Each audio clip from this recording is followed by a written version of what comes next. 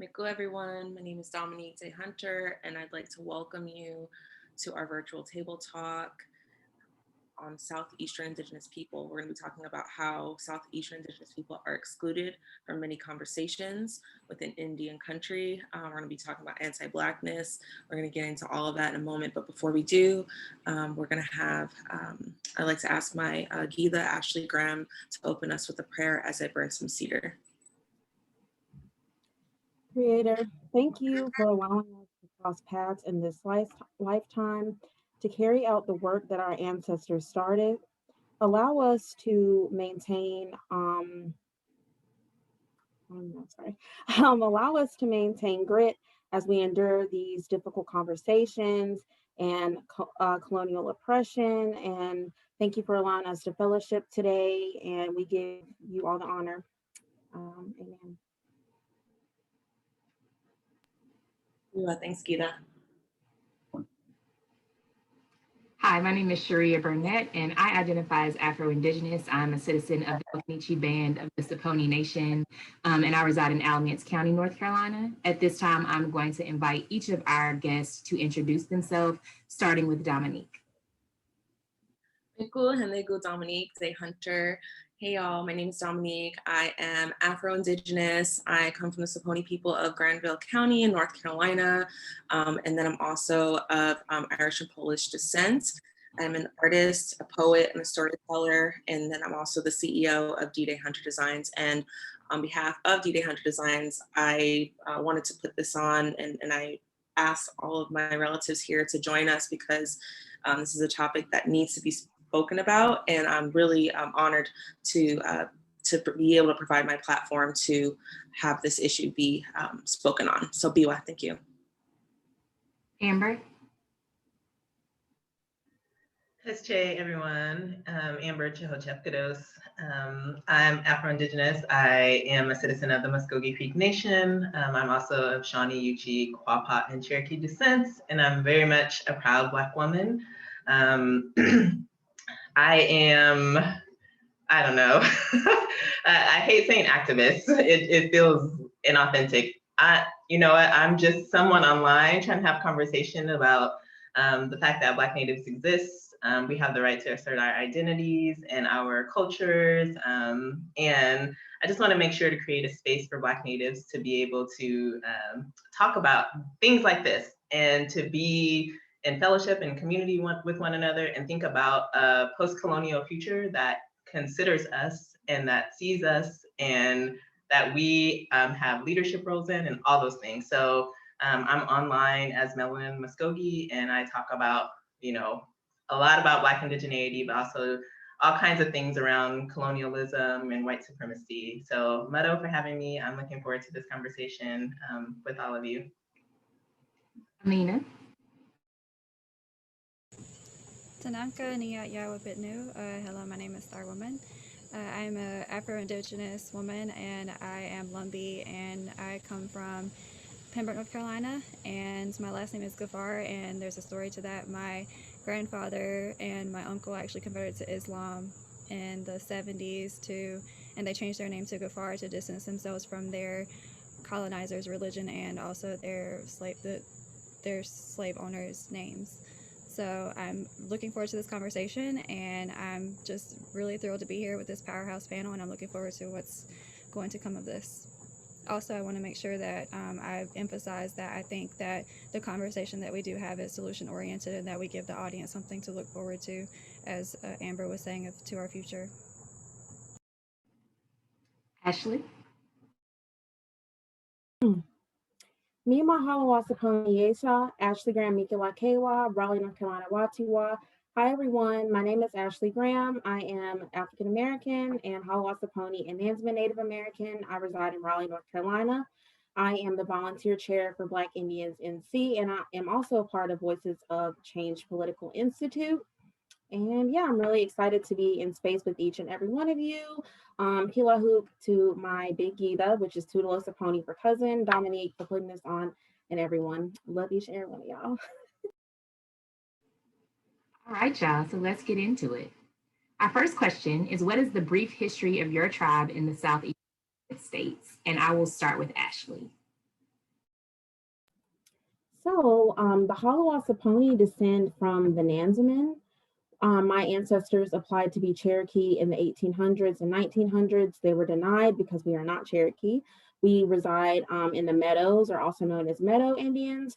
In 1953, my cousin John Conrad, or J.C. Hedgepeth, helped reorganize the tribe with the Haliwa Club, and I'm really glad and honored to be in space. My 2 times great grandfather was kicked out of Hollister because he married an Afro-Indigenous woman, and therefore we were not allowed to enroll. So I'm really happy to be here and carry on the legacy. Aminah. So I'll be very humble and say that I am constantly always learning more about my tribal history, and I think it's important to acknowledge that a lot of the knowledge that we should have had about our own people has been stolen from us, and that's one of the biggest things with Southeastern tribes, is that we are still trying to actively reconstruct and make sure that we have a good sense of what our history actually is. And so for the Lumbee, what I know, and I'll be very, again, humble about what I know, we come from an amalgamation of different tribes that fled to the swamps of Robeson County to avoid persecution and removal from colonizers. And we look at the swamps, I personally look at the swamps as an area of protection that saved our people, because we found that colonizers were not able to navigate the swamps as well as we were, and so they served as a protection in that sense. And in 1956, the Lumbee Act was passed during the termination era, and so we took on the name Lumbee to take into account the different amalgamation of tribes here. And I do want to recognize that there is a band of Tuscarora that also claims this territory as well, and so that's caused a lot of conflict. But I want to also hold space and talk about how there is a lot of complexity to Indigenous politics and to Indigenous identity, and hopefully we can also continue to have conversations that allow us to coexist together while maintaining our truths as individual nations. And also the Lumbee Act of 1956, although a lot of people will say that we are still fighting for our federal recognition, we're fighting for full federal recognition. We are federally recognized, but we do not have full federal benefits. Amber. So the Mvskoke people were originally, and maybe some would argue still, our confederacy. We're known as Mvskoke Creek. Creek was given to us, or we were called Creek by the colonizers because of where we used to live in Alabama and Georgia, along creeks and streams and rivers.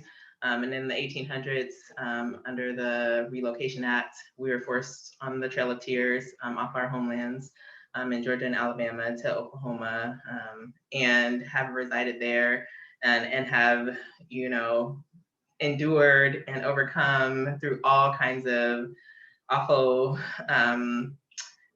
breaking of treaties. And I think a lot of us, in Indian country know how treaties work with the federal government. Means of like pretending that, we're signing something that is going to be a mutual agreement, but really it's a form of thefts and genocide and things like that. So, we endured the Dawes Act and the Allotment Act, where we even then lost land, or land theft happened in Oklahoma for a lot of our tribal members. And so I think, recently we won the Supreme Court case that recognized our territory all the way up to Tulsa. And so, yeah, I think my people have a long history of enduring the colonizers and false treaty agreements and things like that. And like I always remind people, they didn't win because we're still here, because the goal was genocide. And since genocide did not happen, thoroughly, then like no one has won, we won, so. But like I say, like Aminah, I'm still in a lot of ways learning about my people. And I always try to say that I'm reconnecting, and that my reconnection is rooted in learning about being Mvskoke. It's not just about being Indigenous. It's specifically about what it means to be Mvskoke. And so, yeah. Dominique.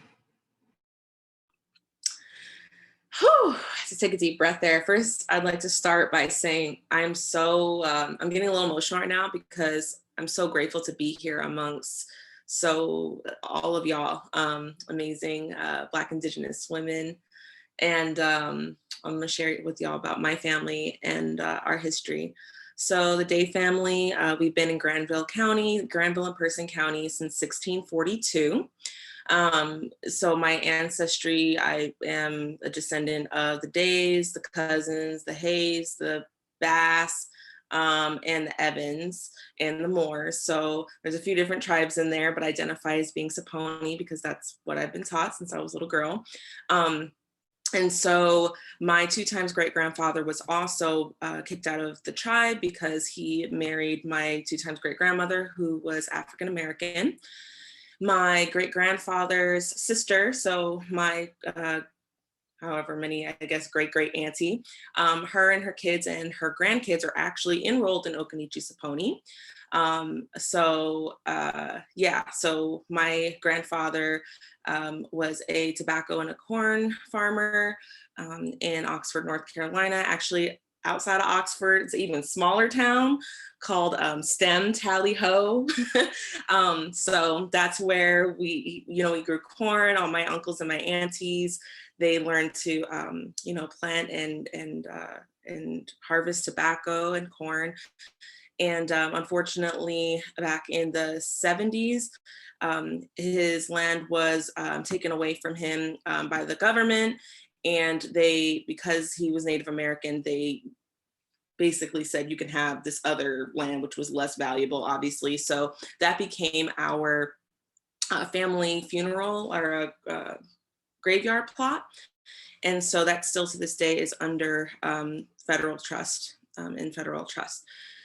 And as far as myself, I totally can resonate with Amber and Aminah and just everyone here. I'm still reconnecting. I was born and raised in New Jersey. My mom was born and raised in Buffalo, New York. So she got to know her father and my grandfather later on in life.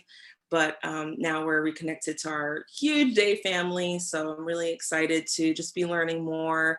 And pretty much besides a few of us who ventured off into the cities and things like that for work, due to racism, due to colorism, trying to find a place to safely live and work. Besides some of us, most of my family has been in Granville County and still is to this day. So Biwa, thank you for listening.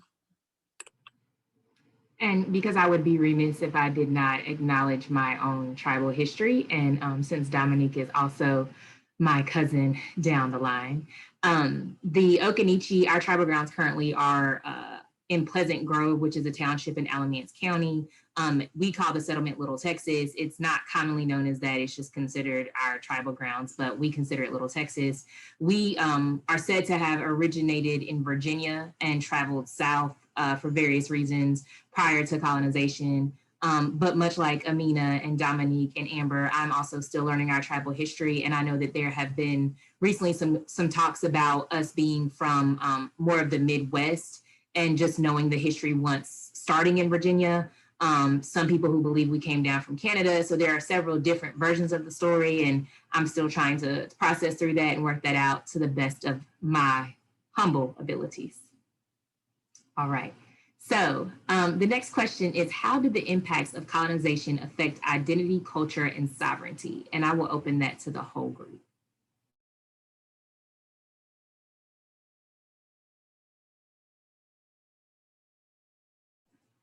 Don't all answer at once. I was just going to say, can you repeat the question? How did the impacts of colonization affect identity, culture, and sovereignty? So can I, briefly say that colonization was about the destruction of Indigenous people, first and foremost, right? And that meant everything, including our identities, including, like we all know the saying, kill the Indian, save the man, right? Like the whole point was to either genocide us or assimilate us. There was no in between. And so I think that for a lot of Indigenous people, and I'm speaking specifically to what we call the United States right now. That's the context, at least. That a lot of us are still trying to find our way home, right? There's a lot of folks who do grow up on the reservation and have and are able to still practice traditions and know histories.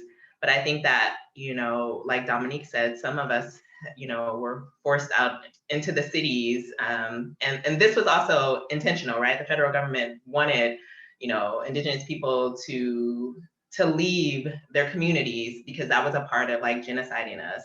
And so I think that there's so many of us who are trying to find home, trying to come back home. And I always say, you know, my ancestors were forced to walk from Alabama and Georgia to Oklahoma. And so now it's my responsibility to walk back.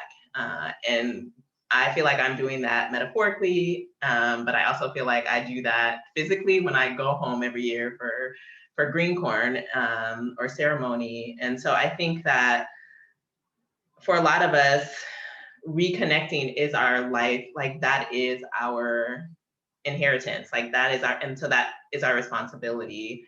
And I know for a lot of Black natives, there's this extra layer, right? There's this, you know, we're combating not only the genocide of our identity as Indigenous people, but then like the one drop rule then also has another layer of us trying to oftentimes authenticate who we are, who our peoples are.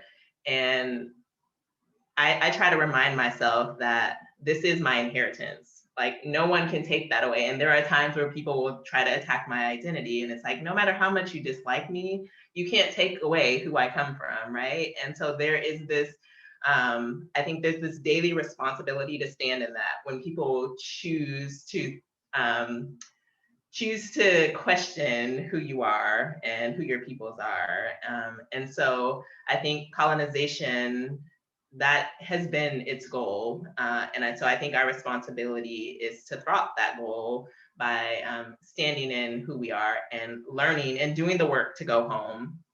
So lots of folks have been displaced. Lots of folks don't know who their peoples are, have a hard time pinpointing relatives. I mean, especially like I said, Black natives, looking on census records and trying to find those names and those peoples. Our Black ancestors are Afro-Indigenous ancestors from before us, right? And so colonization, yeah, has been really harmful to many of our communities, most of our communities. And not only that, displacing us from our lands, from our relationship to the land. And Dr. Charles Sepulveda says that Indigenous people have a genealogical relationship to the land. And so I think that has been also one of the components of colonization, is to make sure that we don't have relationship to our lands, just as we don't have relationships to our peoples. And so, but it hasn't succeeded. And that's what I want us to reiterate through this conversation, is that we're still here, and us doing the work will always be a threat to the system of settler colonialism and colonization as an institution and also as an ideology. Going off of what Amber said about land and depriving people of land, I wrote this in my thesis. I was interviewed by Aminah actually, and I focused on paper genocide, reclassification, land removal, all of that. So the reason why the federal government and states as well stripped us of our land, the first step, I call this detribalization. And then after detribalization is de-Indianization. If you're dispersed from your people and like there's different bands that can start arguments, no, we're the original people, you know, it's just a way for people to be combative and get distracted by the goal. Also, colonization operates in this social construct, this paradigm of race, Black and white. And especially in the Southeast, in the 50s in Jim Crow, when people were fighting for Indianhood, as Dr. Marty Richardson from the Haliwa likes to say, Indianhood, a lot of tribes felt like Black Indigenous people, obviously that wasn't the name for it back then, or just Black people in general, was a threat to their sovereignty because they did not look like the Indian stereotype from the, I can't talk, I'm sorry, from the Western movies. And so you're coming up saying you're Afro-Indigenous, it's like, what is that? You're either Black, white, and mulatto, which was that placeholder. And also in some state documents, Southeastern Indigenous people were recorded as other. Sociologist Guy B. Johnson wrote an article in 1920, and there were 3 different classifications for Southeastern Indigenous people: bottom scale dark Indians, intermediate Indians, and white Indians. And so that goes back to the census, and we have to keep in mind that these bureaucratic governments did not allow people to self-identify. So they identified for you. A lot of my Richardson, Evans, Hedgepeth ancestors were reclassified as white or either mulatto, depending on their phenotype. And in some cases, very, very small chances you would see Negro, like if somebody was really dark skinned. And so this was a threat. Well, they felt like it was a threat to their tribal sovereignty, which was why, going back to the Haliwa, if you were associated with a Black person, you had to leave the community. But you could have a white spouse though, but you could not have a Black spouse. And yeah, so at that time, it was really complicated. And I had a chance to interview some of the elders. I know some Southeastern Indigenous people that identify as solely Black because back then it just was not safe to identify as Indigenous. And then I know some Indigenous people who are clearly Black presenting that are very hell-bent on not saying they're Afro-Indigenous. But again, identity doesn't have to make sense to anybody but you. So if it makes sense to you, it doesn't have to be validated by anybody. I'd like to add to that as well, talking about internalized oppression and racism, and just talking about colonization. I feel like before colonization and the way that colonization has affected Black Indigenous communities and Indigenous communities in the Southeast and abroad or across Turtle Island is that there was not a concept of race prior to colonization. So the earlier years of contact between Indigenous tribes and leadership and refugees, African refugees who were fleeing from being enslaved, were seen as a different tribe, just another people. So that concept of race, of being less Indigenous because you're Afro-Indigenous, it wasn't a concept because African people are also Indigenous and also have their own cultures and also have their own languages and their own spirituality. And so not only are you, by not acknowledging Black Indigenous folks who have a history, historically, communities that have a history of being Black Indigenous, not only are you denying a race, you're also denying that whole culture, right? Like if you are not feeling comfortable enough, or if you're not allowing people to even identify as Black Indigenous in order to be Indigenous from the quote unquote Americas, then they're really not going to go and find out their African heritage and their African culture. And for me personally, they're one and the same.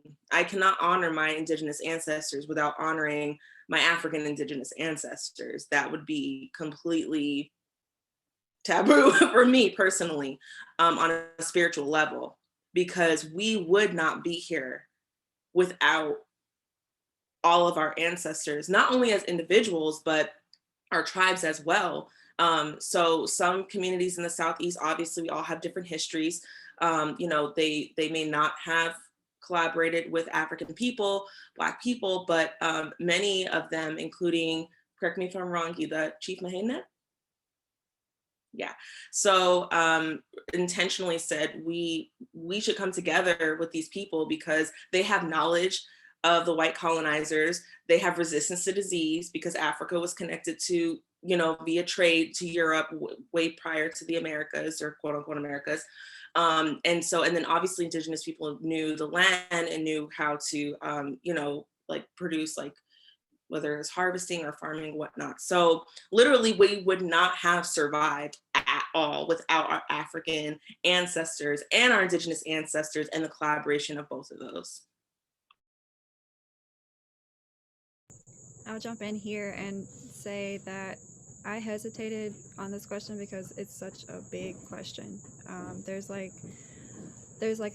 individual issues that go along with it, and then there's just this broad scope, and then there's this broad history that kind of leads in and ties into the things that we're feeling in our bodies now from the impacts of colonization. And so I want to take it all the way back to the doctrine of discovery and use that as the initial link for colonization across the world, in Africa and North America, South America. That's the document that links.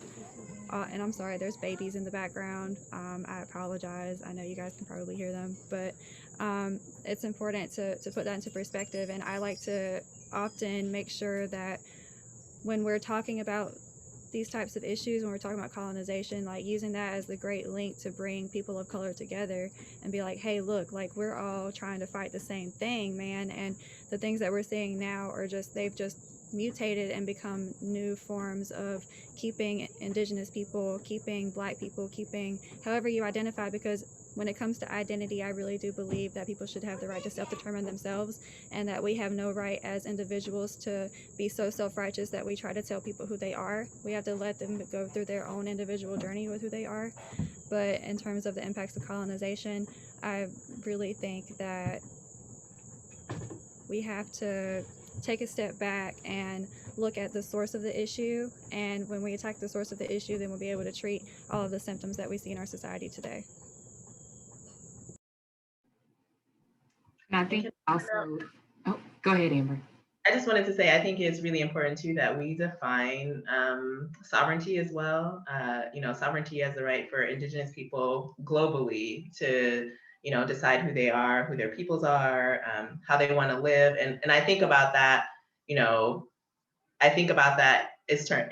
terms of like politically, but also like the innate sovereignty that we are born with. That isn't something that a federal government or a colonizer or a colonizing, ideology can change, even if they are in power. So I think that, the political part of it is the right to self-governance, the right to choosing your peoples, the right to, decide your future and all those things. And then there's that innate sovereignty that, whether or not a colonizing body recognizes you, you still are Indigenous. Amber, I think you make an excellent point. And when Aminah was talking, it reminded me when she said that this was a big question. It really is a big question. And I feel like the reason is because day by day, we're still learning the answer to this question. So we've heard the stories about boarding schools, but only recently have they started to uncover these bodies of these children. And so that in and of itself, for some people, would be family lines that stopped. There would be no lineage after those children. There would be no culture after those children. And then those who did survive those schools and went on to feel so indoctrinated and so separated from their culture that they couldn't even practice it, that also stopped for their lineage and for their descendants. And so we learn about new things every day about colonization and about what colonialism has done. And it's because so much of the hard parts, we'll say, were covered up. And now as they're being uncovered, we're still having to process that and learn what that means, and accept what that means for our people in the face of a government that then demands that you show them all this evidence of who you are to identify a certain way, even though we're just now finding the evidence in open, unmarked graves. So with regards to the next question, how do these differ with experiences of Southwestern Indigenous tribes? Well, first and foremost, we are first contact tribes. And in my experience in just doing talks and being in spaces with Southwestern people, there's the issue of, oh, well, you don't have a reservation. My Tuscarora ancestors were on the Indian Woods Reservation in Northampton County. I recommend checking out my newfound cousin, Kianga Lucas's blog. She specializes in free people of color, Alamance, Orange, Granville, Halifax, the whole shebang, okay? The Saponi peoples, Nansman, Wampanoag, all that. So yeah, and anyway, like the Cherokee have a Qualla boundary, right? And the rest of us are in rural like rural towns within our counties. And that doesn't make us any less Indigenous. And like, for example, the Lakota have the Sundance. The Haliwa, we don't have that. And out here, like, I know most of the tribes, like, we don't really know our clans. And I think it's important, like, to realize these differences. You can't project what you're used to in your region on another region because there's all this history. I have a really good Navajo friend. She can tell me her clan, but she can't tell me back to her 10 times great grandparents, whereas I know back to my 15 times great grandparents because we don't have clans. And I'm constantly having to vouch for Southeastern people and for my indigeneity because people like to question me, like to try me. I'm not new to this, I'm true to this. But anyway, I feel like that was rambled. But all in all, we're not a monolith. And Christianity is really big out in the Southeast. And I know online, they're like, how can you be Indigenous and practicing the colonizer's religion? It's just really difficult to explain to someone in the Southwest that grew up on a reservation. We're more engulfed in Black and white culture because we don't live on those reservations. But nonetheless, folks are still struggling out here, especially with COVID. COVID hit our communities really hard. I want to add to that about the Christianity thing. The churches did get to those areas out in the Southwest. I think the types of churches are different. Like, I think Mormonism is bigger out west, and obviously Baptist and Methodist is bigger like down here in the Southeast. But I just wanted to echo that point, Ashley, before getting into the question. I'd like to add something to this conversation, to this question. Right now, I am a Black Saponi woman who is sitting in Phoenix, Arizona. So, woo, we'd be here all day if I could share the stories. I've been here for about 10 years now and experienced not just Southwestern tribes, but even just like Midwestern, if that makes sense, like the plains and all that. But yeah, that's one of the biggest things that I am asked to as well. Like, what's your clan? You know, and so for me, that knowledge of where I come from and my ancestors, not even ancestry, my ancestors, you know, like for me, it's like, to me, Daye is a clan, you know what I mean? Because that's who we've been for 400 years plus, of course. But our language, and like, do you know your language? And me and Ashley talk about this all the time. You know, I see that there are a lot of conversations about language out west, and there is a lot of internalized oppression when it comes to you're not saying it right or whatever, you know, et cetera, et cetera. First of all, around the world, even if you go to like Italy, if you go to like Africa, like there are dialects. So our people, again, we're not a monolith. So even if you were from an hour away, well, now by car, I mean, that was a much further journey, obviously back then, you know, you may say things differently. Like we say bilahik, and then I know how Saponi says bilahuk. Mm-hmm. Yeah, woo, got it. So, you know, it's about not attacking one another about those differences.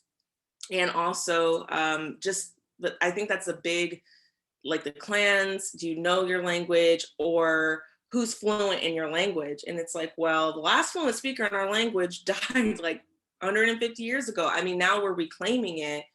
But yeah, definitely, or ceremony, you know, like what ceremony do you go to, or what ceremonies are you a part of?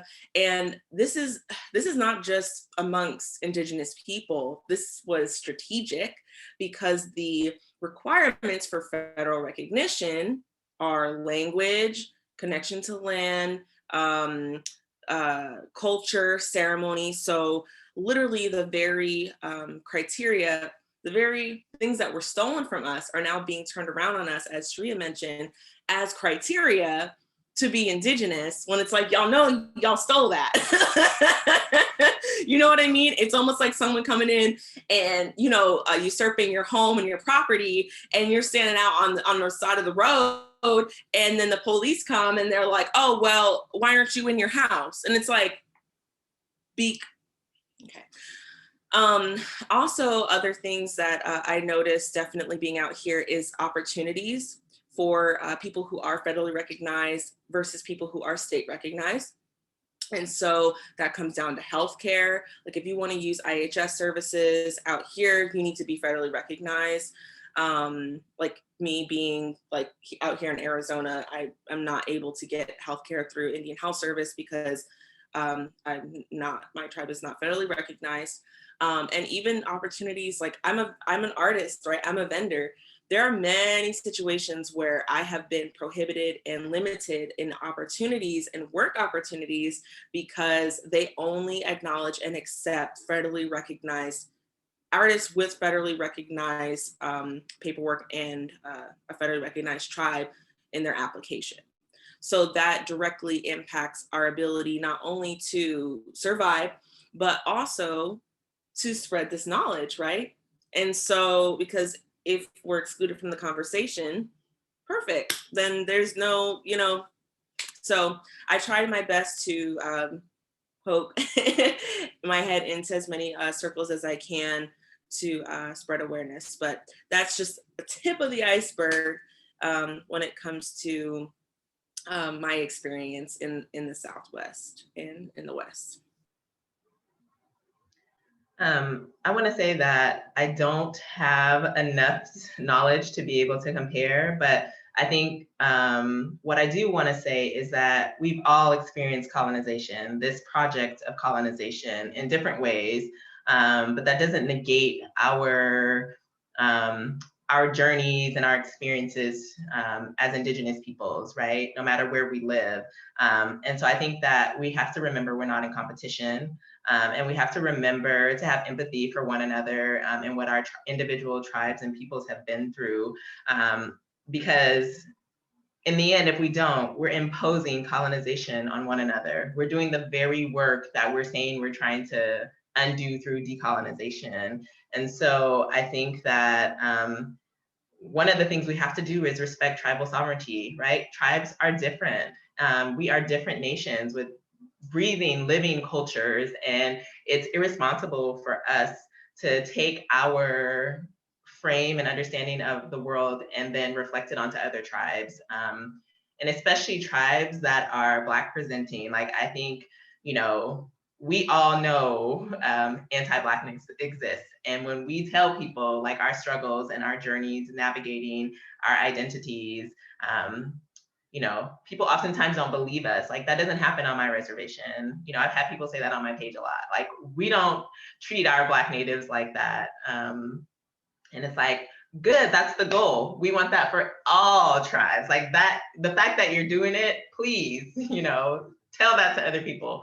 But yeah, I just think that we have to be mindful of the journey that so many of us have been on as we have faced this project of colonization and detribalization and blood quantum and the one drop rule and all these technologies of genocide, right? I just think that comparing and contrasting for the sake of trying to prove who is authentic and who isn't is doing the colonizers' work. And I think so many people think that they're doing the work of the ancestors, and they're not. They're doing the opposite, right? They are contributing to the destruction of Indigenous peoples, and they're Indigenous. And I think that I want to say that I think sometimes people are doing what they think is going to protect, right? We have to protect the last remaining fluent speaker. We have to,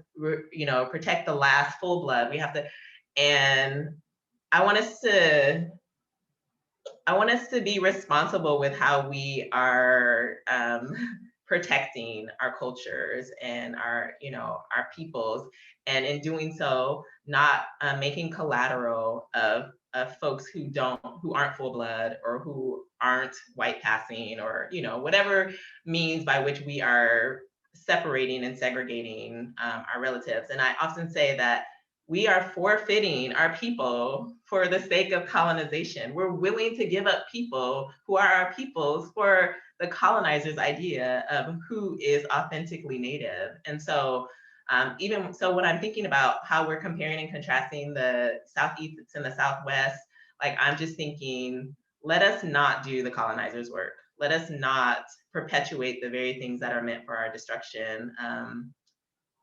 that's not who we were pre-contact, and that's not who we should be after. I just want us to have empathy with one another, and again, respect tribal sovereignty. Right, and I really wanted to echo Amber's point of like, we're not about to sit here and play the oppression Olympics.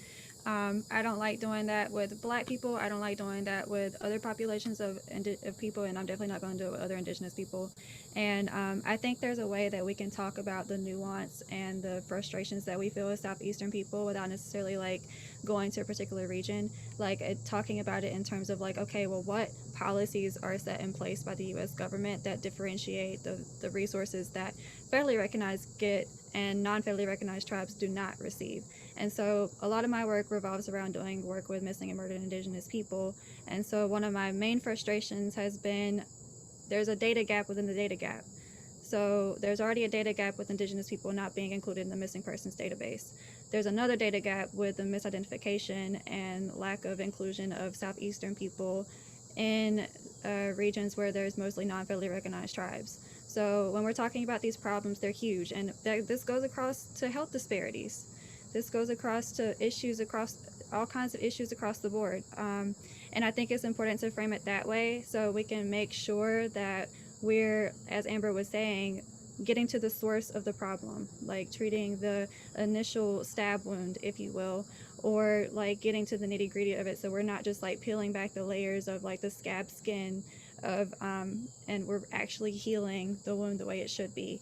But also, I've had experiences, I actually find that my experiences are harder around my own people sometimes than it is around people when I visit my Western relatives, or if I just, so it really just depends on the individual. And I think it's easy for us to go into rhetoric about an overall group or overall population when really when the people that we come across online or the people that we come across in person that do make us feel targeted, that do make us feel pain, they're feeling a lot of pain too. And so like holding compassion for that and recognizing that and leaving them where they are and like being like, oh, I'm so sorry that you feel that much pain that you have to inflict it onto me. I'm so sorry that you that you're not in touch with your identity to the point that you want to question mine. So I think that it's important to, really just come and approach things with a mind of healing, with a mind of I'm healing and I want you to heal too. Even though you're trying to hurt me right now, I want you to feel better so you don't hurt other people. That was deep. About that. I just wanted to say something really quick. So also, since we're talking about the Southeast, North Carolina has the largest indigenous population east of the Mississippi.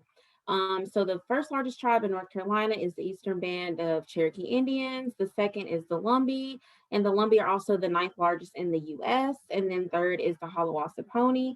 Also going back to the federal government and what policies have they implemented that have prevented us and posed barriers to federal recognition. I would like to bring up Walter Plecker, and he is a name that rings like very loudly in the ears of Southeastern Indigenous people.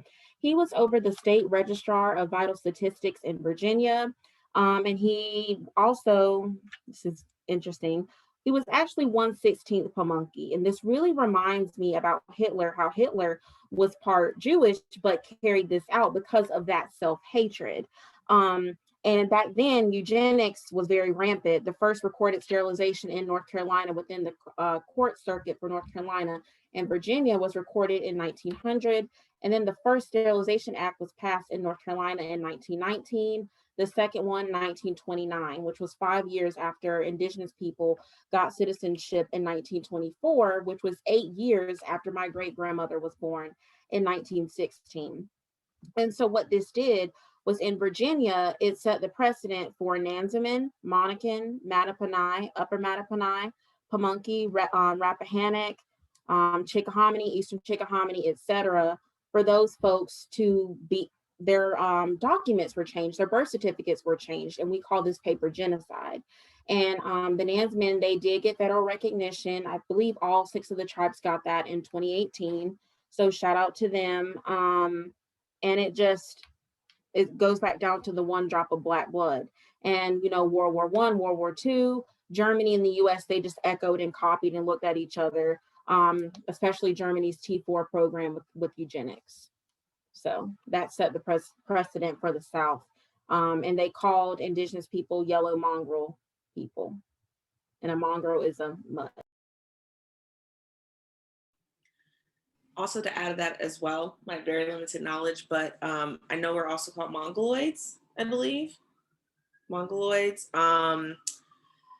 And as you mentioned, the sterilization, the reasoning that they gave behind that was that because all indigenous people technically were moved west of the Mississippi, those indigenous people who were left behind, who had to identify as either a free person of color or Afro-Indigenous or white, of course not Afro-Indigenous at the time, wasn't a term, but so those who were, but they were still committing genocide even then through paper genocide and also through the sterilization of Native women. And there's a famous case, and I can't remember the name now, but I know that it was rampant. And literally they would say like, you know, we're like mentally incapacitated or insane, mentally disabled. What's that? They used feeble-minded in the legal document. Right. Thank you. Yeah, so I wanted to just bring that up very briefly, like just to show that we were literally gaslighted out of our identities and out of our ability to further our lines as Indigenous people. And adding to that, since Aminah referenced the oppression Olympics that so many people like to participate in, I think it's also interesting how eugenics has been discussed and how it's been discussed as only affecting certain communities. So you rarely hear about it with regards to American Indian people or Indigenous people. You normally only hear about it with regards to Black women, but they use some of the very same tactics, some of the very same phrases, feeble-minded, things of that nature. And they just made sure to kind of isolate which group they gave reparations, if you will, for that experience. They don't acknowledge all of the other groups and how rampant it was. They just talk about it with regards to Black people. And I think that therefore we have Black people who think that Indigenous people didn't go through that. And so that is, I guess, another point on their scorecard in the Olympics that we don't have, if you will. Well, let's explore that a little bit more, because I think we're talking about things a lot in the past tense, but how have these things mutated and how are these policies still being implemented today? Because, you know, we just found out what was it, like a month or 6 weeks ago, where there's Indigenous children in a foster home in Canada who were being forcibly sterilized, who were having IUDs put into them before the age of 10. So let's explore that. Let's not just talk about it as history. Let's talk about it right now. So what exactly can we do? What exactly can we challenge the public to do right now about making sure that these perpetrators are held accountable as well? And how are we going to make sure that these people who are responsible for these boarding schools, aka the Catholic Church, the Pope, how are we going to talk about how we're going to invite our Christian followers, including the Indigenous ones that still identify as Catholic? How are we going to go to our churches and tell them to repudiate the doctrine of discovery? How are we going to make these things happen? And I think that it starts by having these conversations, but I really want to make sure that we get to the nitty-gritty and we make sure that we're solution oriented and that we're pointing to the problems and we're like, this one right here, we're going to do this about this, we're going to do this about that. And we can go tick for tack about like the history and who had it worse and who had it like this. What are we going to do right now? That's what I want to know. And I think there's things that we can do.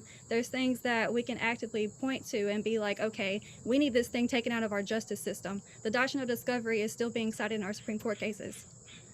And people are still being mistreated in medical systems today. Black women have higher rates of dying in childbirth. Indigenous women, I mean, we don't even hear about some of the things that happen on reservations. And through IHS services, we were talking about IHS services earlier, a lot of cases, people don't want to go to IHS services because it's still just another way for white doctors to get their cards or to get their stripes so they can go to another place and serve another community, so they can make their mistakes on reservations. So let's talk about these things in that sense. Yeah, I mean, because, you know, I want us to remember that these projects are ongoing. Like, colonization is still happening right now. As long as there's colonizers on our land who don't recognize our sovereignty and don't recognize Indigenous peoples as the rightful stewards of the land, this is an ongoing project. And then everything else then that is under the one drop rule, that's still ongoing, right? Paper genocide, that's still ongoing. Blood quantum, that's still ongoing. And so I think that, yeah, as long as we frame it as things that happened in the past and now we're just, we're working our way out of it, it's like, no, it's happening right now and we're working our way. Like both things are happening at the same time. And I do think, solution oriented means that we have to try things. We're gonna have to try a lot of different things. And I think one of the things that frustrates me in having these conversations is that it becomes a competition about whose idea is the best. And that leads to people starting not to like each other, and people starting to, slander people and things like that. And I think to myself, you don't have to like me, but do the work. Like, don't be so distracted by not liking me or not liking what I'm choosing to do, distract you from doing the work. We have real problems right now. They're rooted in historical, stab wounds, like Aminah was speaking to, but this stuff is happening to us every day. Our everyday choices, we're having to fight these systems, like deciding that we're going to fight these systems. So I think it's important not to be in competition, or for us to try not to be in competition with one another, and to recognize who our mutual oppressor are, and that's within Indian country and across, cross-cultural lines. Right, and like I'm very passionate, y'all. So like if I've offended anybody, like listen, I'm a warrior. Like I came to fight. Like I'm not like I apologize. I'm very shy. I'm very introverted in person, but like when it comes to stuff like this, I get pissed and like I get ready to fight. So, and that's what I think these spaces are for. And like right now, we're kind of limited to being in this type of space. I'm not a lawyer yet. I can't just go in there and be like, hey, let's take the doctrinal discovery out of our legal system. I can't do that yet. I'm not there. I'm not a doctor yet. I haven't decided what I'm going to be. I haven't decided what armor that I'm going to put on yet. But trust me, I'm thinking about it, and we should all be thinking about it. And every single one of us, whatever job we have, whatever you're doing out there viewing, whatever you're doing, you're an infiltrator. What are you doing with that power? You got it. We already got the power, so we just got to make sure we remember that and we use it right. I think you bring a valuable insight, because like I did major in history, and so I do set the context of like this is the frame of like history, and yes, it is still ongoing and we are still learning and uncovering. It's like every time I get a notification of news for you, this happened, and this, it's just like it's very heartbreaking. And I just got hired for this global pharmaceutical company, and you best believe that I'm going to be advocating for Indigenous people, for Black people, and for people of color, as I am taking a year off, and then I will be going to law school. So there is a lot of work to be done.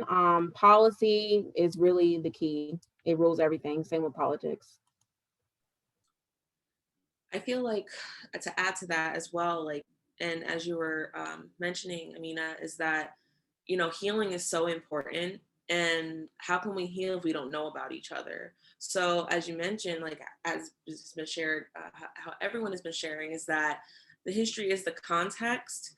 It's the starting base, but like, who are we and where are we today?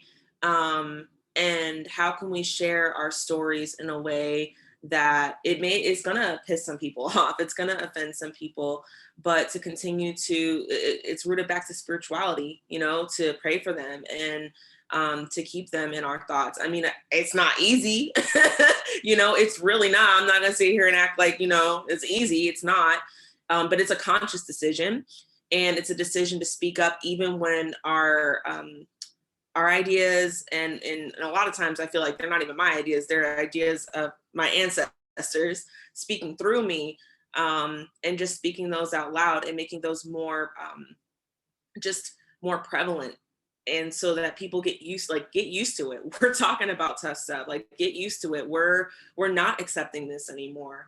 But yeah, having that element of open-heartedness and storytelling. So it's like a very, as if being Indigenous, as if being Black, as if being Black Indigenous isn't already a line, but doing this revolutionary work, I mean, that is definitely walking a line. And that's why self-care, and I know it's talk about this all the time, but it's so important because that is a revolution as well, you know, and taking care of our minds and our spirits. And I really do feel like for myself, being a lighter skinned Black Indigenous woman, I'm more palatable to people. And so that takes a toll on me personally, because I see that. But I just know that after resting and being able to kind of come to terms with that and gaining that like strength and that insight, I can use my privilege literally to help other Afro-Indigenous people that don't have that, right? That they're not gonna listen to them. It's just like kind of like, say, like a cis male, like share these things. Like if you really believe in, you know, like inclusion and smashing patriarchy and colonization, you need to speak up as a cis male. So I feel like I have a similar, you know, like not the same, but similar responsibility, similar role in sharing that. So yeah, I definitely feel like it's a process, but it's a process. It's not just the strength, it's the strength, but it's also endurance. And whew, we got it. We're doing it. So yeah. So one of our viewers, Kavetta Watlington, who is Occaneechi Saponi, said that we have to be willing to step out of our comfort zone and be willing to be wrong. And I think she kind of summarized what everyone here was saying, just in that so often I think that maybe history is our comfort zone, if you will, talking about the past, understanding the past, and then it's a little bit more uncomfortable to know that it's still happening. And so I do want to point out that the article that Aminah referenced about the children in Canada, I just shared that in the comments of the video so that people can check that out and learn more about it. Because I think that part of the role that we have, part of the responsibility that we have is also to continue to educate ourselves and not pick and choose what stories we're talking about, because then, as Amber said, we're doing the colonizers' work. So not treating some stories as more important, not acting like because it happened in Canada and not in America that's different. So I do think that it's important that we have these conversations. And I think it's also important that we consider that historically the government's role has been to infiltrate systems and to take out warriors. I'll just put it plainly. And so I think that we can't get so caught up on disagreeing or having different ideas or different objectives in how to accomplish the same goal that we do the government's job by taking one another out or silencing one another in such a way that we can't fight anymore. Because trust me, they're already working hard enough to do that. So we don't have to do it with them. So the next question is, what impact does matrilineal and matriarchal Indigenous societies versus patrilineal ones have on identity? Well, I'll go first. So on my dad's side, he is Black and Lumbee, but I am not close to my dad. So I don't, if I Lumbee ancestry, even though my surname is Graham. On my mother's side, the Haliwa Saponi, they are heavily patrilineal, but a lot of people are starting to decolonize and go based off the mother. And if that's the case, let's take it all the way back.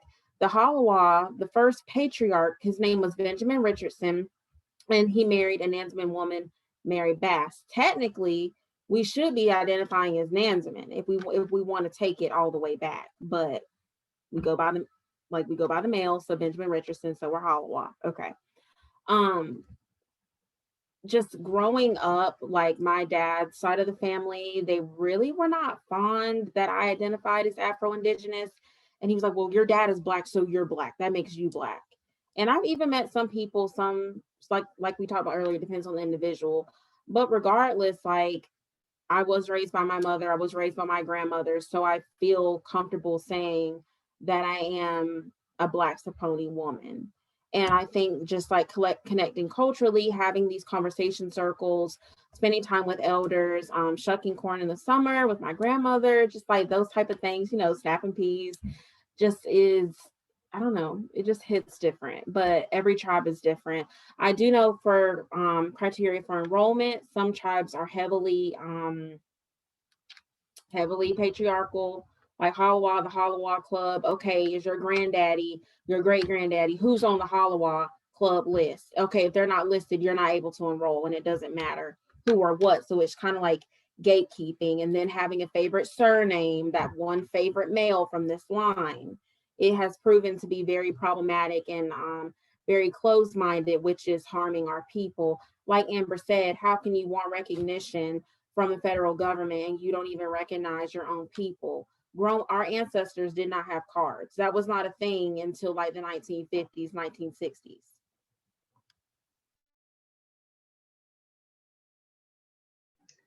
I think my thoughts around this is, I think tribes are different, like, and across the world, Indigenous people are different in how they decide like lineage. And I don't think the problem so much is patrilineal versus matrilineal, so much as when you combine that with patriarchy and then racial capitalism and colonialism, because those are the poisons, right? And so I think that you know, in our tribe where we were and are matrilineal, and so like you get your clan from your mother, and so like my dad is the one who is Mvskoke, and so you know I've been having a conversation with different relatives about, you know, do I identify with my, you know, my dad, or like what is my clan? And you know I've been told by a lot of folks that it depended on even which tribal town you're from, because the tribal town might say you are the granddaughter of your grandmother and therefore you are your grandmother's clan. And then they'd be like, oh, there's this clan for people whose father, you know, is Mvskoke and their mom is something else.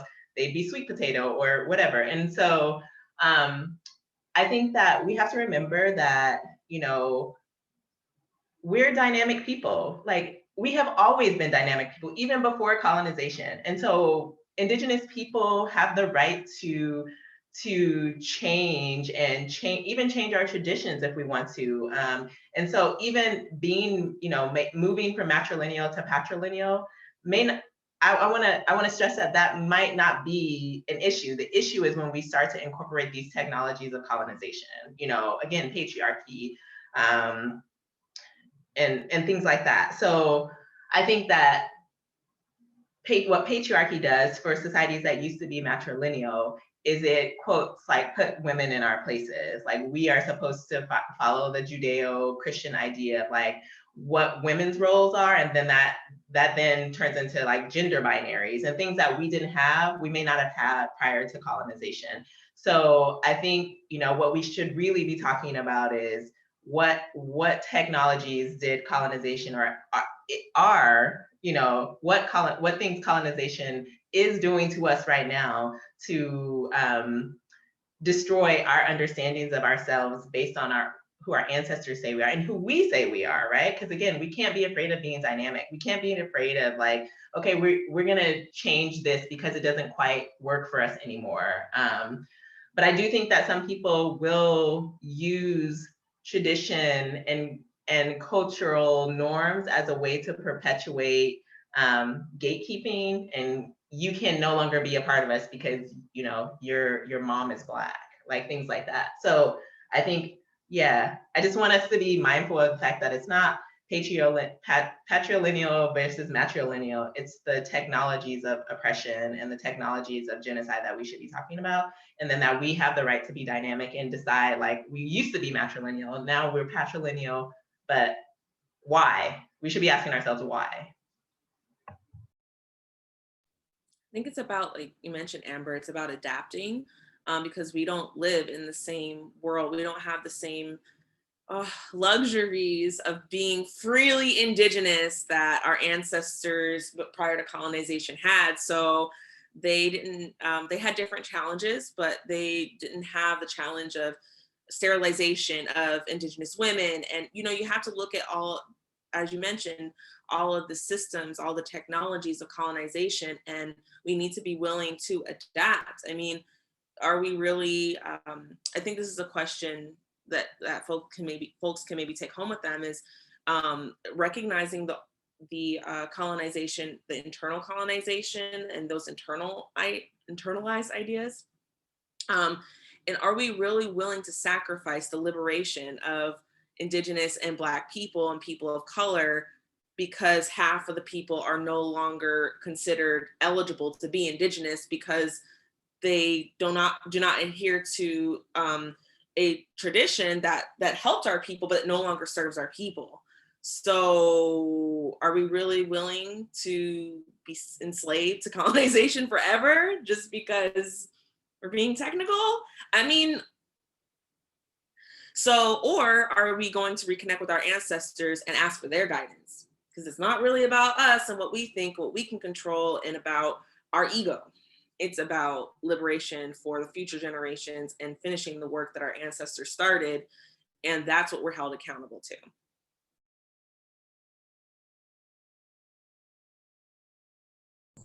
I'm not going to weigh in on that one because y'all nailed it.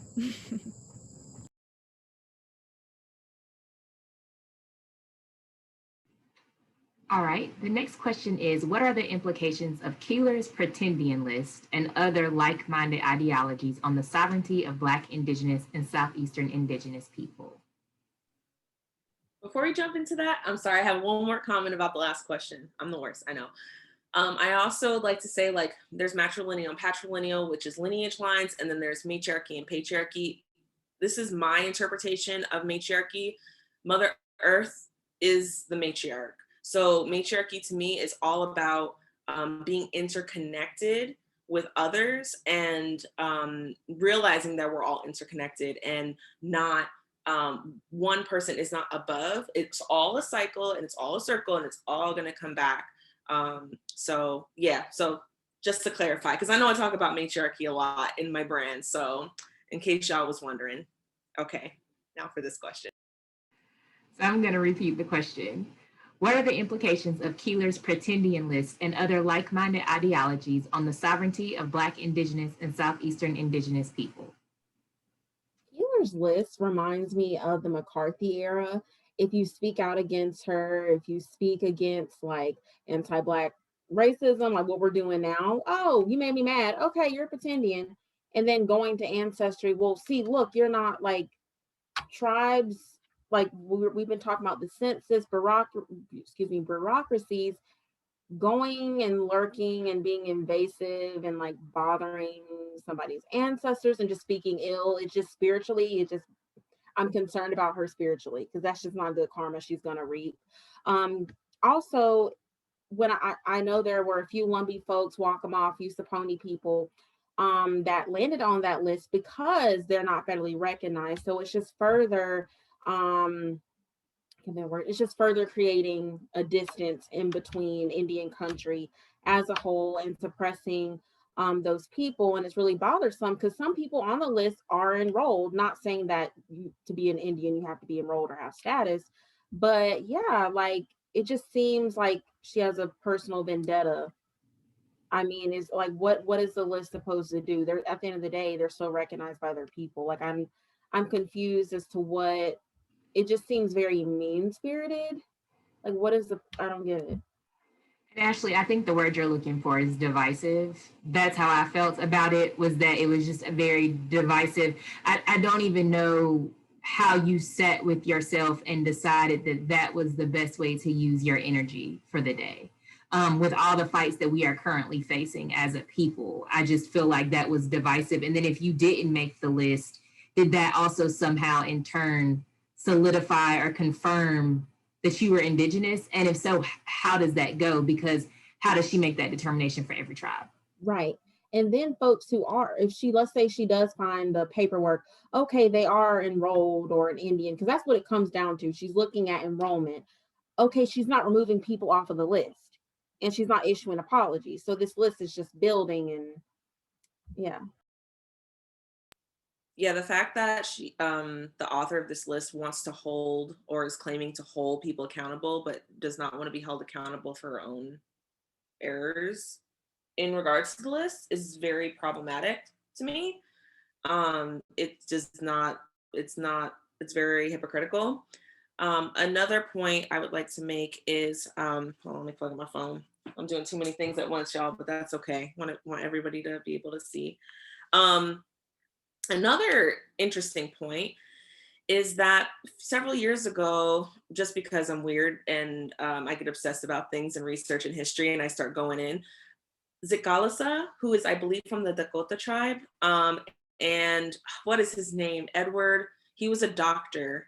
They are both from their tribe, they're acknowledged by their tribes, and their historical figures, they were both listed on their census, on their census as white, because they why am I not thinking of words right now?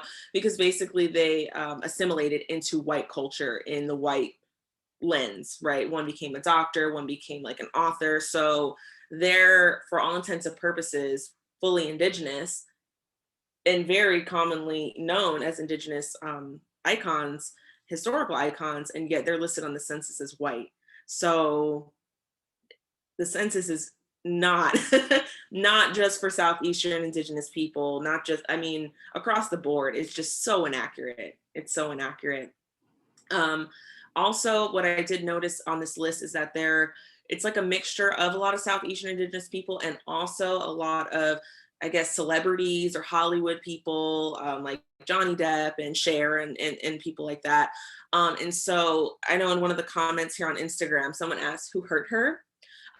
So one thought, and this is just a thought, is that obviously the appropriation of Indigenous identities and culture is rampant in media. And so a lot of those opportunities are given to people who are non-Indigenous. However, giving more accountability to those media production companies on actually sourcing actors and film writers from Indigenous communities, I feel like is, as Aminah mentioned, is more solution focused than targeting individuals, because, and not necessarily, I mean, also it's divisive, but more than that, I mean, it's more just gonna pop up. You gotta get to the source of it. So the source of it is that these Hollywood directors, and first of all, there's no there's no Indigenous representation hiring other Indigenous people. So that's problematic. And those who are non-Indigenous hiring Indigenous people are not held to that standard. So I feel like that gets more to the root of it than just calling out Johnny Depp. And you know what I mean? I mean, you can do that, but obviously also, I feel like some of these names are just very obvious. So I don't understand. That's all I have. So we have a comment that says that not only is the list divisive, but that it furthers what the colonizers want. I think I wanted to add to Dominique's comment. I think with the Hollywood list, like maybe let's say she did start with good intentions, and maybe let's say she did maybe like overstate the obvious with some of these identities, and I'm more concerned about how much power we've given this list, how much attention that it's garnered, and how we've kind of allowed it to continue to be this source of division in our community instead of just pushing it off to the side as what it is. And I think that's something we all need to reflect on as a collective, as Indigenous people, is like to stop giving people like this power, or to stop like allowing them to perpetuate these narratives that we all clearly, or majority of us, do not agree with. And I think that there is a reckoning coming along with that now, because I have seen so much more social media conversation about not giving it so much power. I think too, to add on to what you're saying, Aminah, real quick, is that also this list has been acknowledged by Indian Country Media Today, which is a huge platform. And so I just feel like this is not the first, and this is not the last, you know, thing that something like this is gonna come up and happen. So we need to really, like you said, be strategic about how we handle and how much attention that we even give it. The fact that this was even listed on Indian Country Media Today, and not, to me, their stance was not strong enough for the divisiveness of it. I mean, that's a huge media platform. So a lot of people trust and listen to the voices of Indian Country Media Today. So yes, we definitely need to hold people in power more accountable for the representation and how they represent us, especially when it comes to Black Indigenous folks. So when I speak to this list, and even Jacqueline, I'm not interested in attacking her. Like, I'm not interested in, like I said, in general, if we don't like people, we can't let that distract us from the real work. And I do think that because of this situation, a lot of people do not like her now, right? But again, as Aminah said, people become distracted. So I feel like we can acknowledge pretendians exist. They do. You know, folks dressing up in blackface, you know, there's our Rachel Dolezals, right? But what I think that we have to do is not willing to let relatives become collateral in our quest to expose pretendians. And I think that Black natives, unfortunately, are disproportionately harmed by lists like this, because as we've talked about, Black natives don't often have paper trails, especially when we look at things like the census, where census takers had the authority to decide who people were, who they are. And so I do think it's interesting to use genealogists who don't understand this, like, right? If you're going to hire people to sift through people's genealogy, which I personally have a problem with, like, you don't have the right to go through my genealogy. I just think it's unacceptable behavior. But say you do hire a genealogist, the first thing they should know is that there are some people that this stuff is going to be incorrect because of the way that genealogy has worked, the way that census takers and records have worked, especially for Black natives. So I just think that that's problematic because the paper trail isn't often correct. I also think this is an issue of tribal sovereignty.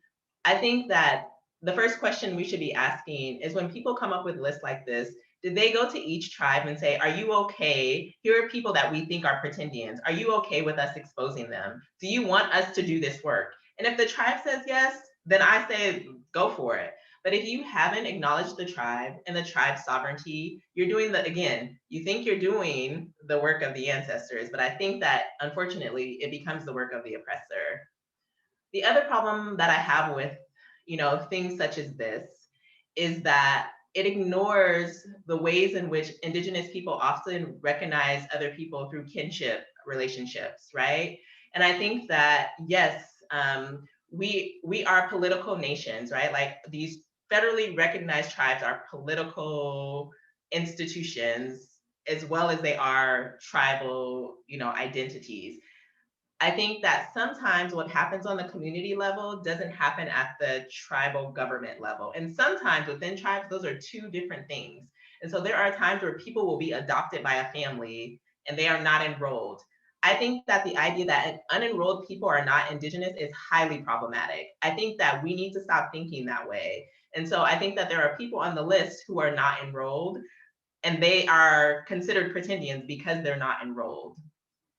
I don't know enough about this list, to be honest, to speak to it with authority. And so I choose often not to, but I just these are my feelings that come up around anything like this, is let tribes and tribal communities hold people who are pretending to be them accountable. That's their sovereign right. Making a list because, and in a lot of ways, I think this list was birthed out of like we were talking about Hollywood and also academia, where people are in positions of power to then kind of steer conversations around indigeneity. And yes, that is highly problematic.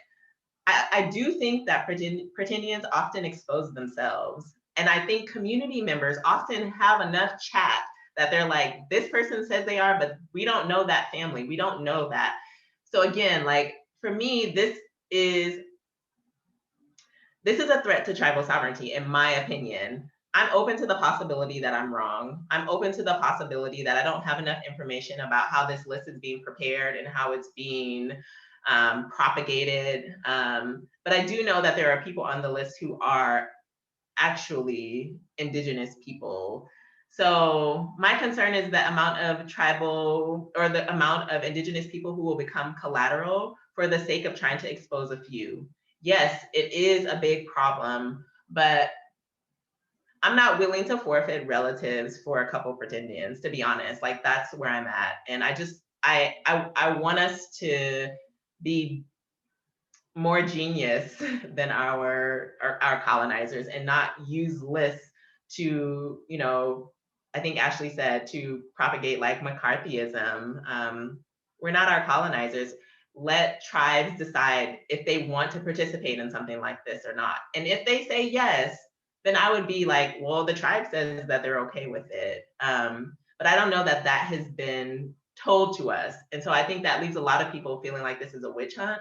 I think it becomes divisive, and it, again, disproportionately affects Black natives and folks who can't, who don't have a paper trail because of the way in which we used to be documented on like the Dawes rolls or the census.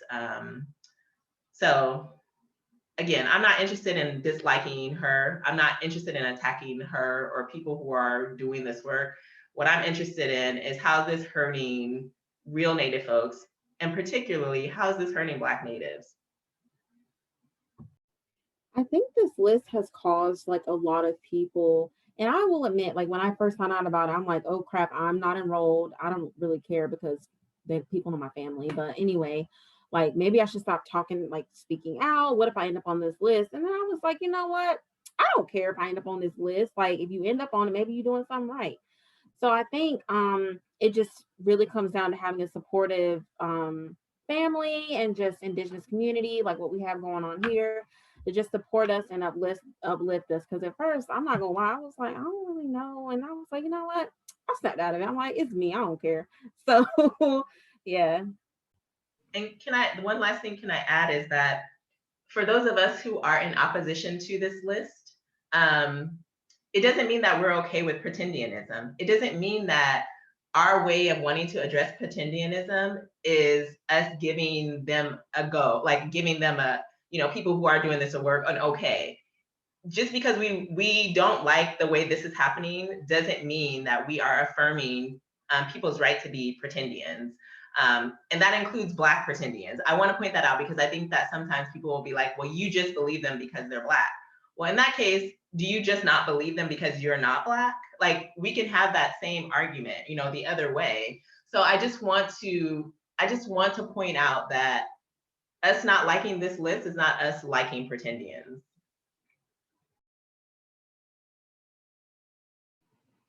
So I wanted to add that Ashley and Dominique are who brought this list to my attention because I was not paying attention to it. And so as I Googled, because as soon as they told me, I started Googling, I immediately found some very concerning things about the person who wrote the list and how people kind of did some digging on the back end. And I was kind of like, so I don't really understand anything about the list, but what it reminded me of is how I see so many people participate in this chatter in our tribes, right? And I think that I see so many people talk about people's enrollment status or even their appearance as if that determines whether or not they are truly Indigenous. And for me, I just want us to be mindful of the words we're using about people, how we're doing this in our own little way, maybe not with a list on a website, but like in our own little way, the seeds that we're planting, and also who we're giving power to. Because I do feel like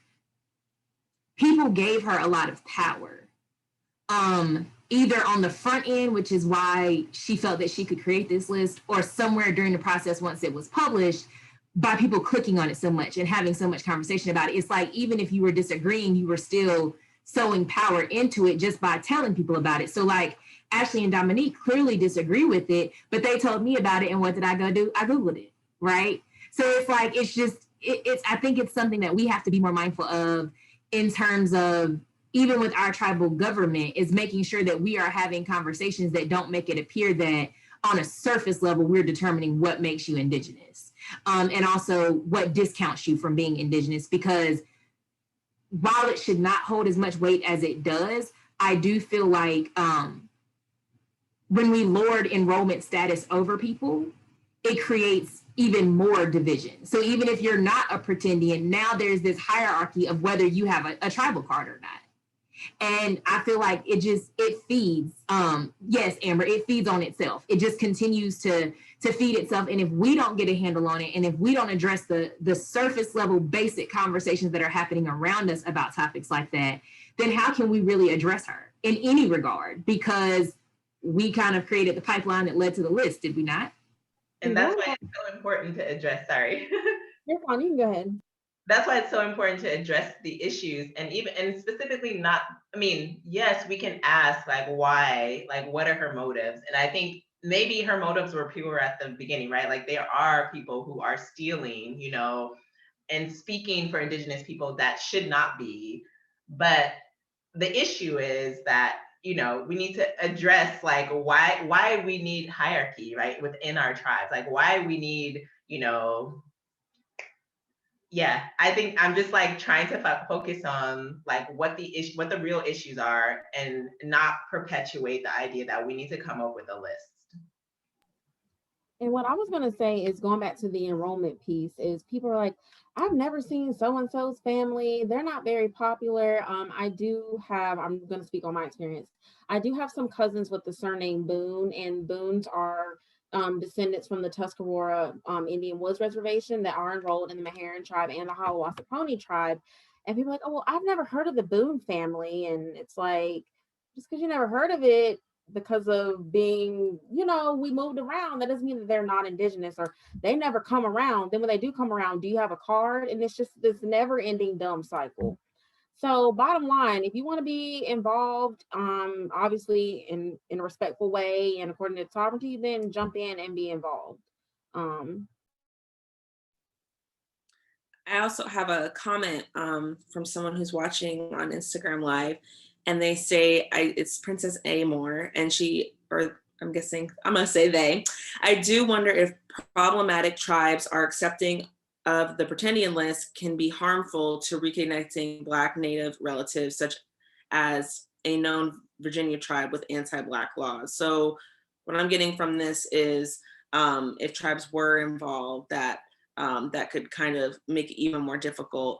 But I think, as you mentioned, Ashley, as well, I mean, I'm assuming it can. I mean, I don't see any good coming out of it for sure, but I feel like an important thing to note, as Aminah has mentioned, as being in the present, is that that's already happening, right? Like within our tribes and within our communities, because our communities are small. So most people know each other, or if they don't know each other, then word gets around, just as you were mentioning, Ashley. So I feel like that's already like, you know, and then I can totally relate with Ashley in a similar but dissimilar way, because I wasn't raised in the community, but I'm also not enrolled. And so I myself have been, so my father is white and my mother, she's Afro-Indigenous. And so it's always interesting to me, even to this day, how people react when they meet or see my mother, and how I'm therefore less Indigenous because my mother presents as more Black than I do. And I'm like, these phenotypes that you see, like longer, straight, dark hair, that comes from my white side. That's not Indigenous. So stop equating whiteness with indigeneity, please.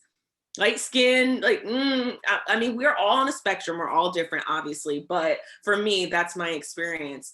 And so I know that I've been both, like, it's gotten a little bit better, at least in my, I guess, where the circles that I'm in. I feel like people are being held more accountable because of the work that all y'all and so many others are doing. But yeah, back in 2015, I was literally blackmailed by individuals in being assaulted and saying, if you come out about this, we'll expose you as being as being a pretendian because you're not enrolled. So its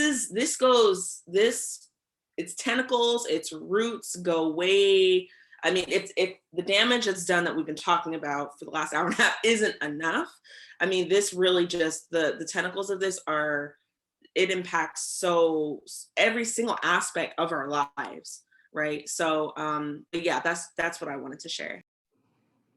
And so I think, Dominique, perhaps unintentionally, you also re-answered the question about how the impacts of colonization affect identity, culture, and sovereignty, right? Because when we start to value lists like this, and to the Instagram comment, when we start to have to wonder how much credence is this list going to be given? Like, will it be used as almost like in conjunction with your bylaws for your tribe to say that this list has to be referred to, and how that could exacerbate who you're allowing enrollment for, simply because you already didn't want them in for one reason or another. To me, all of that goes back to colonization, because I also feel like, interestingly enough, Dominique would be more well received in some tribal communities than myself, or maybe than Amber or than Ashley, just based off complexion.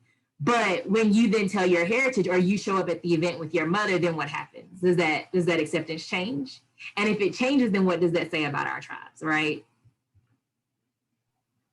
I think folks are gonna, I'm sorry. I was gonna say, I think folks are gonna weaponize whatever they want to decide who they want in their tribes and who they don't.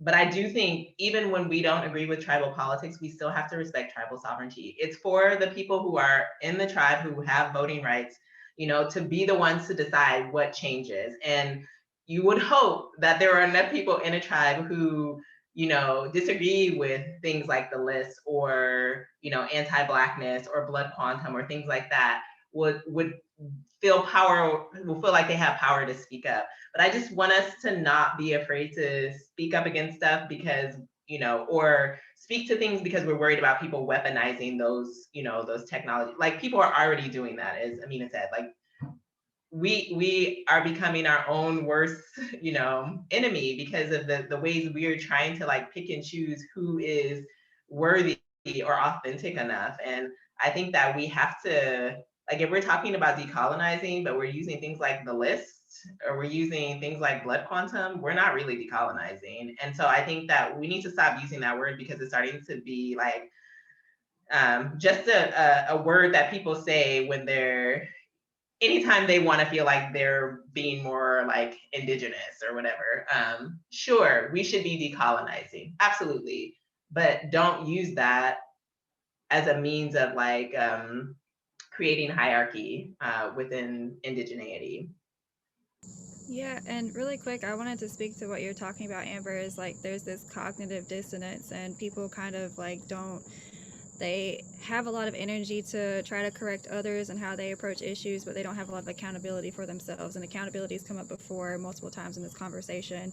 And so I think it's important, like, as we continue to do this work, and something I do for myself all the time is like, okay, how do I make sure I'm not necessarily imposing what I think on other people? How do I make sure like I'm still like acknowledging other people's free will to think the way that they can, but also offering what I can to the conversation to maybe even plant the seeds for them to continue their process of growth, because none of us have the power to determine how fast that process is going to be for people, and certainly not how fast that process is going to be for our communities.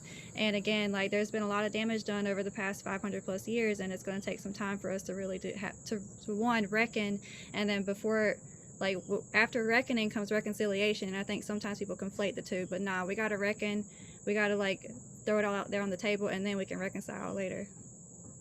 And can I add one last thing about accountability? I think that sometimes we think we're accountable to everybody, but I'm not accountable to people who are being anti-Black. I'm not accountable to people who want to see my destruction. Accountability comes from people within my community, within my actual community, who know me, who, you know, we have built relationship with. And I think that there's a lot of folks trying to hold people accountable with authority they do not have. And so I absolutely believe in accountability, but I just don't, I think that we shouldn't let people who are trying to harm us or weaponize things like the list against us. Like, that list is not accountability. Like, I don't think it is, in my personal opinion, because who do you have relationship with? Like, do you have relationship with each individual tribe to be able to do like that?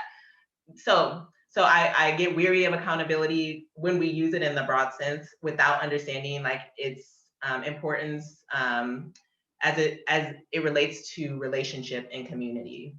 But I absolutely agree, Aminah.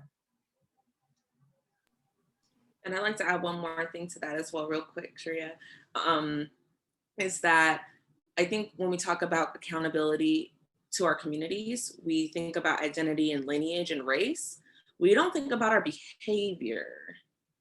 So many of our tribes, I mean, if you do not, like, even to this day, I think that we should keep the same standard. Like, if you're not for the betterment of your people, if you're harming your people, if you're committing crimes against your people, whether that's mental, emotional, physical abuse, you are eventually kicked out of the tribe. So just because you delineate from an Indigenous line, like, that does not give you the right to abuse people and stay within community. So I feel like like Aminah said, hopefully we'll get to that point soon. We got a lot of work to get to that point, but I think it needed to be said. All right.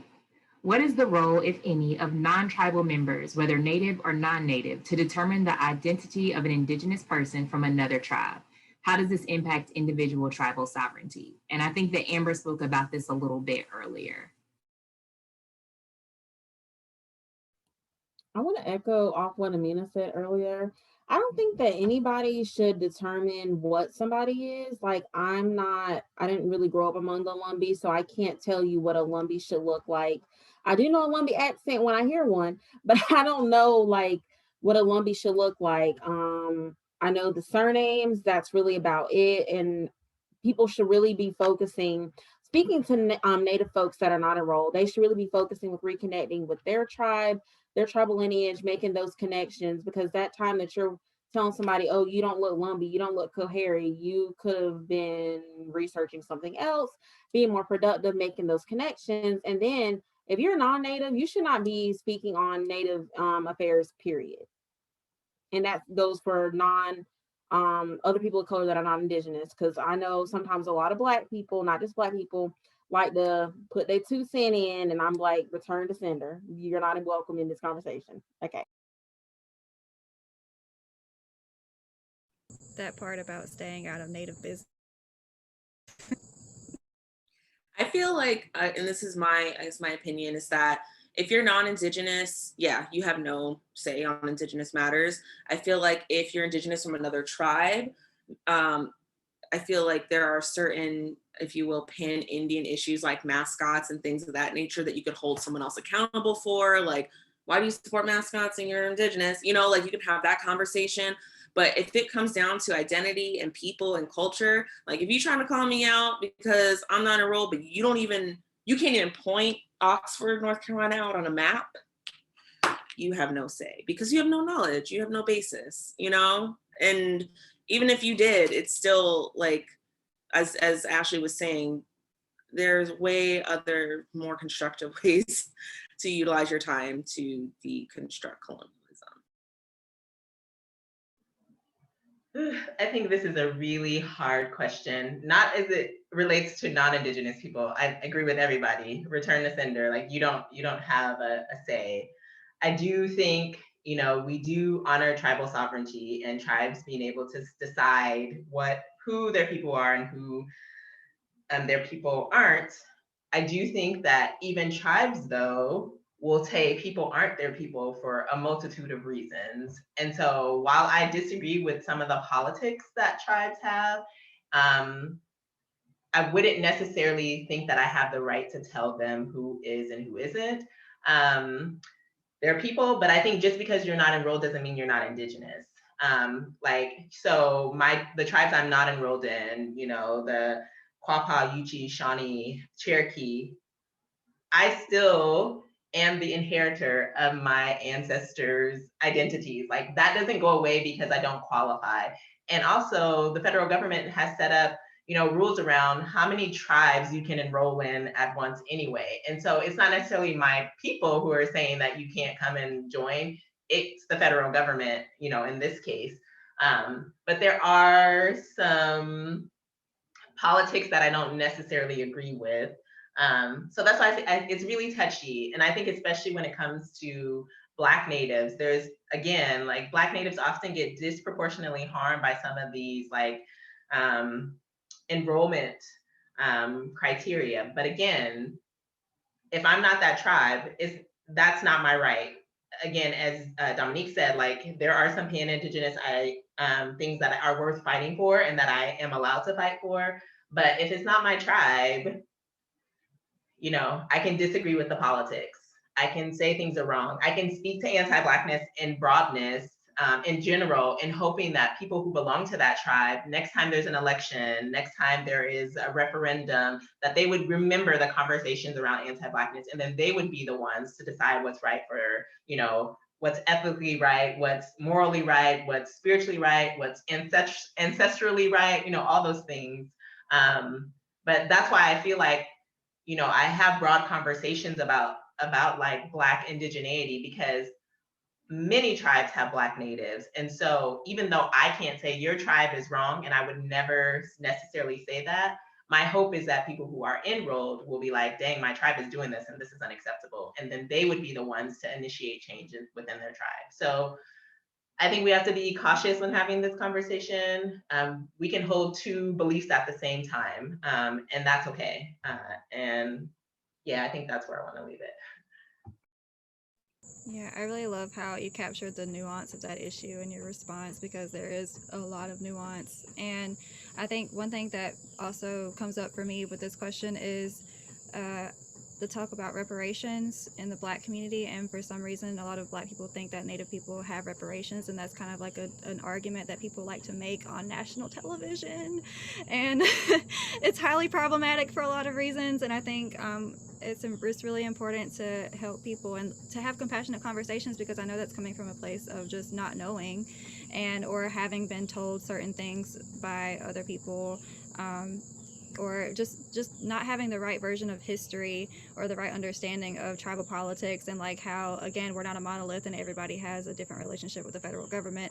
Everybody's bag doesn't look the same, and the reparations or the people getting per caps from their tribe is not the same as reparations at all. And our reparations look different than Black reparations. Our reparations are land back, and whatever that means to whoever.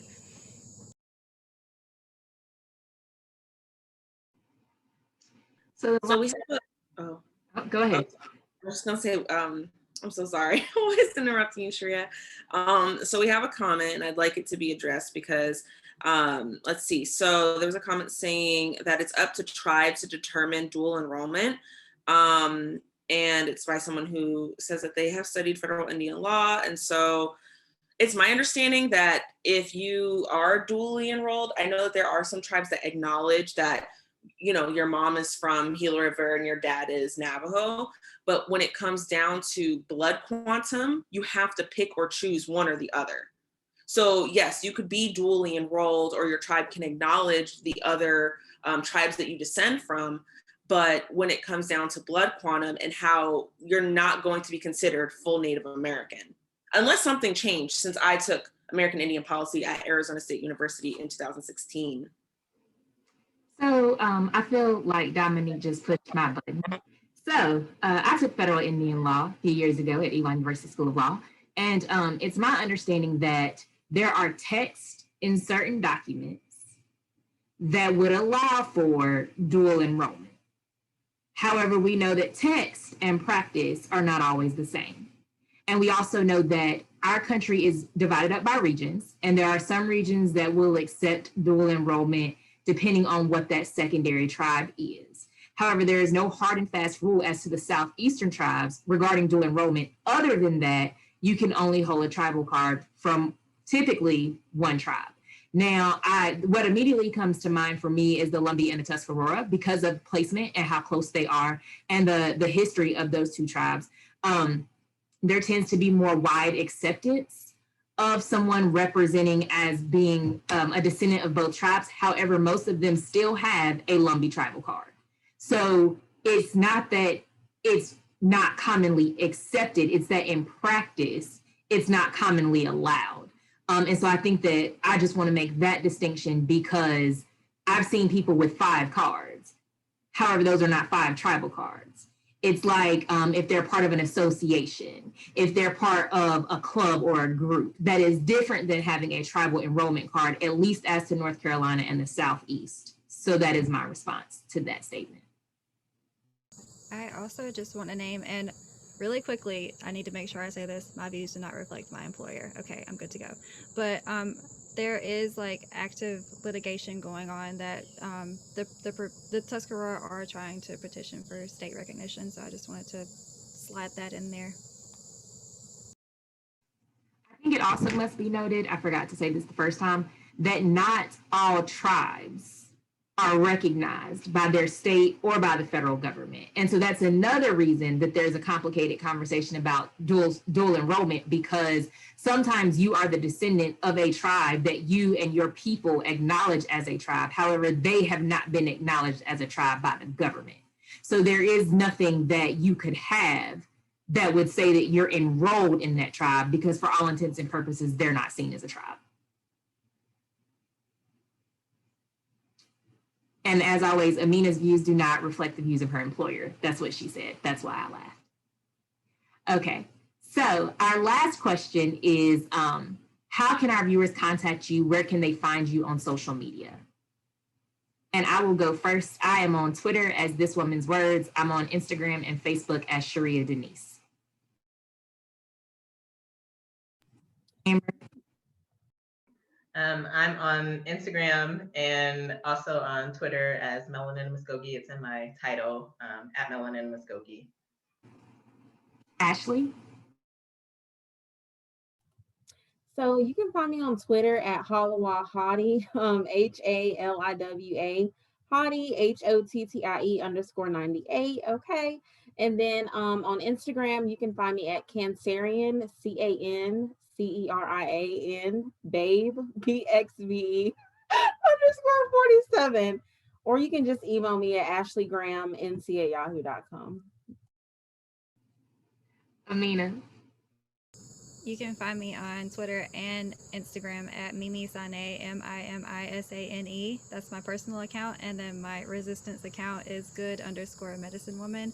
I use that one a lot more than my personal one now. So if you want resistance content like this conversation, I recommend that one. And I also have a Facebook page for that. And I'm going to ask Dominique to provide her information, and then I will turn it over to her to close us out. So obviously, if y'all are watching on Instagram, you know how to find me on Instagram or Facebook. But if you're watching on Sheréa's Facebook account, or if y'all are just watching this later, somebody's tagged or shared the video, I can be found on Instagram at DDAYE Hunter. And that's my poetry account. And then at Daye Hunter Designs, that's more of my fashion and clothing line account.